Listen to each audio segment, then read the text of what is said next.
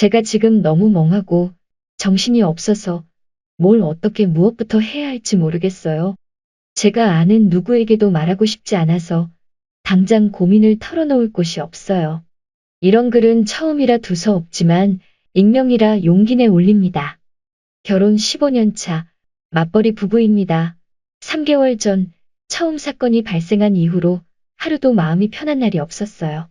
아무렇지 않은 척 지내고 있었지만 늘 두근거리고 불안해서 힘들게 지내오고 있었어요. 남편을 너무 사랑하고 어떤 부부보다 애정 표현도 많이 하고 연락도 많이 해서 애써 저의 착각이라고 스스로를 다독이면서 지내왔어요.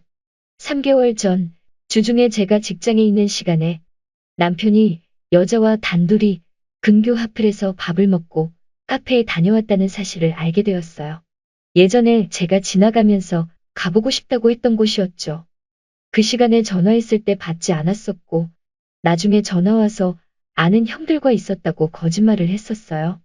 그 사실을 알게 되어 어렵게 말을 꺼냈더니 바로 미안하다며 오해할 만한 상황이라 제가 싫어할까봐 말 못했대요. 우연히 남편이 운동하면서 지인 통해서 최근에 알게 되었는데 생일이기도 하고 아는 사람도 없는 타지 사람이라 마침 쉬는 날이어서 근교 구경시켜주려고 했던 것뿐이라고 했습니다. 오만 가지 생각이 스쳤지만 저는 한 번도 이런 일이 없었고 늘 믿었던 사람이기 때문에 그리고 설마 썸이라 했을지라도 그런 사이라고 믿고 싶지 않았었기에 가슴이 터질 것 같았지만 남편 말을 믿기로 했습니다.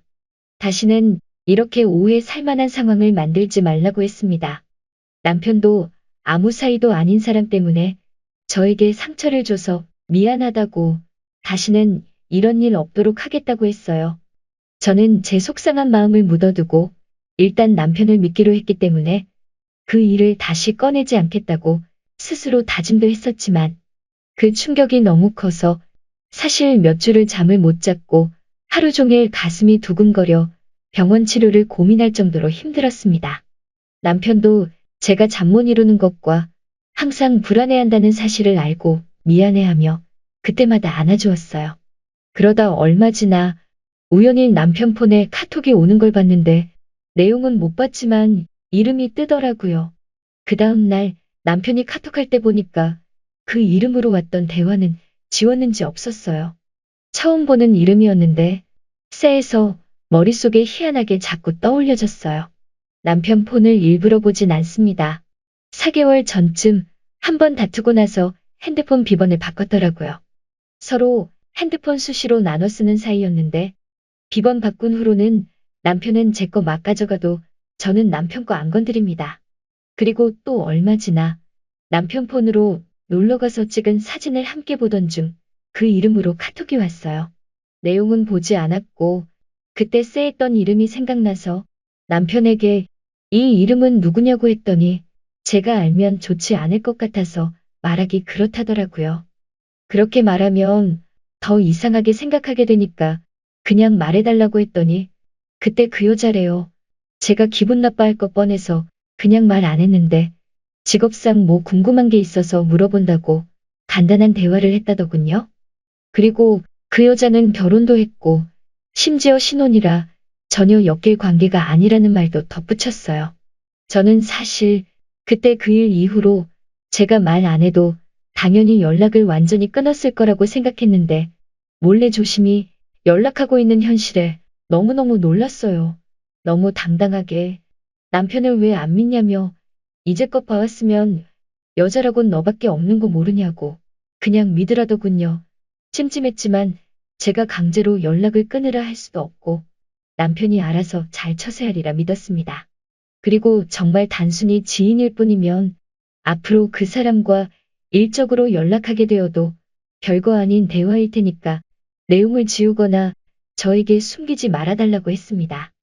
그리고 언제든 혹시라도 여자랑 단둘이 만나거나 단둘이 연락한다든지 저에게 말 못할 상황을 절대 만들지 말아달라고 재차 부탁했어요. 알겠다고 했지만 지금 생각해보면 속으로는 좀 더 조심해야겠다고 했겠죠. 남편은 술을 마시면 자꾸 제가 오해할 만한 말을 흘려요. 저를 누군가와 비교하는 듯한 말을 종종 했어요. 본인은 그런 말을 한 줄도 모를 거예요. 무의식에서 나오는 말이니까요. 어젯밤 남편이 술을 마시고 들어왔어요. 한 여자와 매일매일 저보다 더 많은 통화를 하고 있다는 걸 알았어요. 남편이 회사에 출근한 시간부터 퇴근 시간까지 주야장천 통화를 하고 있었어요. 그 사이 중간중간에는 저랑 통화를 하고요. 저는 일한다고 통화를 길게 안 하고 일찍 끊으려고 하지만 그 여자는 일하면서도 계속 통화하고 할 일 생기면 잠시 끊었다가도 바로 다시 전화 준다네요. 하지만 절대 아무 사이 아니래요. 결혼 후부터 마지막 순간까지 여자는 저밖에 없대요. 아무 사이도 아닌데 자기 시간 내서 통화도 해주고 아내로서 너무 고마워서 밥이라도 사주게 소개 좀 해달라니까 안 된대요. 이름 연락처 달라니까 안 된대요. 그럼 바람으로 간주하고 이혼하자고 하니 저 하고 싶은 대로 하랍니다. 그 여자 때문에 신뢰가 깨져서 이혼하고 우리 아이들이 망가져도 그 여자 정보는 못 준다고 합니다. 난생 처음으로 욕하고 소리 질렀습니다. 그냥 순간 돌았습니다. 그 여자 감쌀 줄은 몰랐어요. 단지 전화 통화 좀 했다고 제 멋대로 남편을 의심하고 믿지 못한 제 잘못인가요? 제가 남편의 사생활을 너무 지켜주지 않고 알려고 했나요? 아무리 세상 모든 사람이 아니라고 해도 저만은 남편을 믿어줘야 했나요? 아무 사이 아니어도 매일 통화를 하고 한 달에 한 번 정도는 카페에서 차 한 잔 정도는 할 수 있는 건가요? 어제 새벽 출근하며 제가 갈아준 주스를 마시고 현관에서 인사하는 저에게 뽀뽀하고선 곧 다른 여자와 통화를 했겠죠. 철저하게 버림받은 저는 이제 무엇을 해야 할까요? 그것보다 저 살 수는 있을까요? 댓글 1. 100% 바람이에요. 촉을 믿으세요. 저도 저런 식으로 아니라고 발뺌하는 거에 넘어가고 가스라이팅 당하며 혼자 예민한 정신병자 취급받다가 결국 알고 보니 바람이 맞았어요. 님이 이상한 거 아니고 그놈이 쓰레기니까 증거 수집하고 이혼 생각해보세요. 절대 아니라고 끝까지 발악할 겁니다. 그럴듯한 조작된 증거 내밀면서요. 댓글 2. 이미 의심이 생긴 순간부터 결말은 정해진 것 같네요. 정말 끝장낼 생각이시라면 블랙박스, 카드 내역 등 흔적이 남을 만한 건 모조리 확인하시고 증거 수집하세요. 그리고 이혼 소송을 통해서 위자료 듬뿍 챙기고 이혼하시면 됩니다.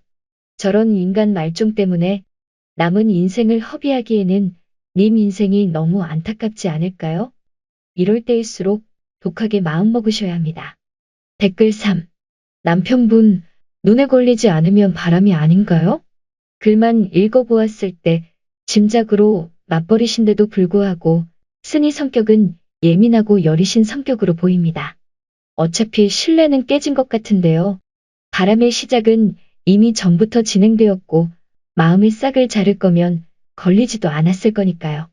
상대방이 누구인가가 중요한 게 아닙니다. 상대방이 본인보다 이쁘면 열받을 것이고 할머니면 자존심이 상하겠죠. 하지만 정말 문제는 바람이라는 게 한 번만 피는 경우가 없다고 하죠. 개인적으로는 이게 문제라고 생각합니다. 생각만 할 수 있지 대개 실천은 하지 않거든요. 우선 초점을 남편에게 두지 마세요. 상대방과 남편에게 초점을 두면 스스로에게 쓸데없는 죄책감과 자존감까지 낮아지고 이성적으로 판단할 중요한 시기에 본인만 상처가 커질 수 있기 때문입니다. 이제부터 초점을 본인에게 두시기 바랍니다. 앞으로는 단 2가지뿐입니다.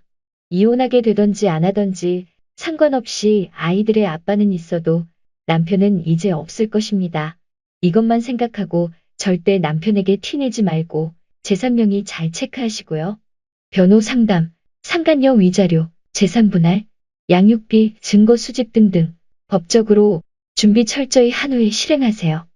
운동도 하시고 책도 보시고 그간 남편 가족 챙겼던 시간에 본인 위해 쓰시고요.